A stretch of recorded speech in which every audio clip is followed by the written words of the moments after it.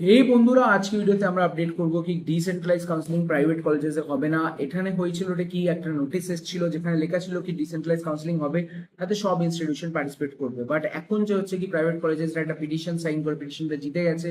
আর private কলেজেসরা বলছে কি দেখুন আমাদের কাছে এত সিটস নেই, আর এই ওই করে আমরা ডিসেন্ট্রালাইজ কাউন্সিলিং এর জন্য ওয়েট করতে পারি না। তখন ওরা পিটিশনটা জিতে গেল।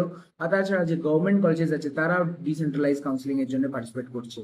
তখন বাচ্চাদের অনেক ক্ষতি হবে, কেন কি ডিসেন্ট্রালাইজ কাউন্সিলিং হলে অনেক লেট করে হবে, আর বাচ্চারা যখন কলেজটা চেঞ্জ করবে খুব রেভিনিউ লস হবে। রেভিনিউ লস মানে ভাবুন যে বাচ্চারা অলরেডি পেয়ে গেছে, সেরা আবার চেঞ্জ করলে ওদের টাকাটা কে ফেরত দেবে, আর কলেজের ওই ইনফ্রাস্ট্রাকচার যে সিটটা ভরে গেছিল তার টাকাটা কি কনজিউম করবে। তো এরকম অনেক কিছু পিটিশন দিয়ে প্রাইভেট কলেজেস জিতে গেছে, যারা খুবই কিছু জনের জন্য খুব ভালো হতে পারে। তেমনি ফর এক্সাম্পল যারা প্রফেসর টিচার্স বা কলেজ অ্যাডমিনিস্ট্রেশন ওদের জন্য লাভ হতে পারে, বা অনেক জনের স্টুডেন্ট যারা চেঞ্জ করতে চাইছিল তাদের জন্য এটা লসও হতে পারে। সো ওভারঅল এটাই জিনিস হবে কি দুটোই সাইডে প্লাস মাইনাস হয়। লাস্ট 25 ইয়ার্স থেকে কোনোদিনই ওরা পার্টিসিপেট করেনি, আর আজকেও যে হচ্ছে মনে হয় না ওরা পার্টিসিপেট করবে, তখন ওরা পার্টিসিপেট করছে না।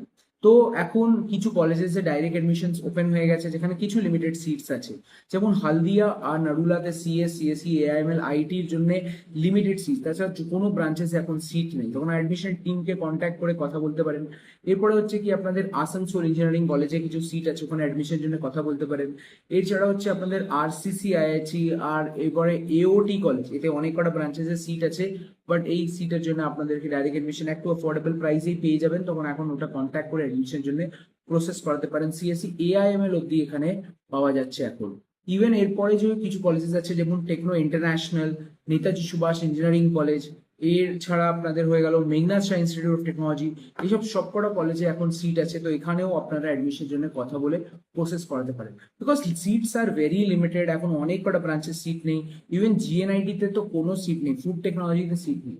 জিআইএস এ মেকানিক্যাল ইঞ্জিনিয়ারিং এ জিআইএস এ 2-4টে এমন ব্রাঞ্চ আছে যাতে সিটস আছে হস্টেল ফেসিলিটির সাথে।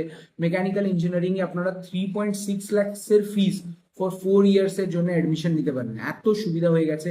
তখন ওদের জন্য কিছু স্কলারশিপ স্কিমও আছে যার জন্য আপনাদের অ্যাডমিশনের জন্য কন্ট্যাক্ট করে ব্যাকআপ অপশন ক্লিয়ার করতে পারেন, বেশি টাকা আপনাদের লাগবে না।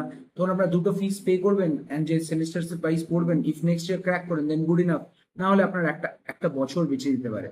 So that is also a very good option. A lot of people are considering these days. So এইরকম কলেজেস গুলোতে অ্যাডমিশনস ওপেন আছে, বাট অ্যাভেলেবিলিটি যে আছে অনেক কমে গেছে। তখন এখনই অ্যাডমিশনের জন্য কন্ট্যাক্ট করুন, অ্যাডমিশনের জন্য প্রসেস করুন। অনেক কটা ব্রাঞ্চেসে আর অনেক কটা কলেজেসে এখন অ্যাডমিশন আপনাদের হয়ে যাবে।